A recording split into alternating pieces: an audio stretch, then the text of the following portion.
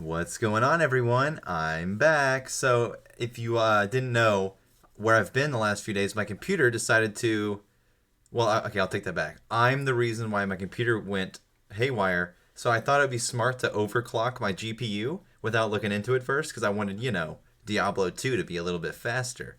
But it ended up ended up ruining my entire GPU.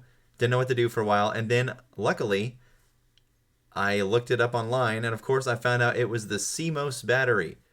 So I took that thing out for 5 minutes, put it back in, and we're good to go. So I'm back, and the autism continues. Now I am extremely backed up and making videos and things I want to talk about because there's a shit ton of things to talk about. There's proxy voting advice filing to talk about. There's a self-regulatory organization, New York Stock Exchange LLC order to change the shareholder voting requirement set forth in section 312.07. There is a bunch of fee schedule changes to talk about. And then most importantly, there's the Consolidated Tape Association Notice of Filing of 25th Charges Amendment to the second restatement of the CTA plan and 16th Charges Amendment to the restated CQ plan.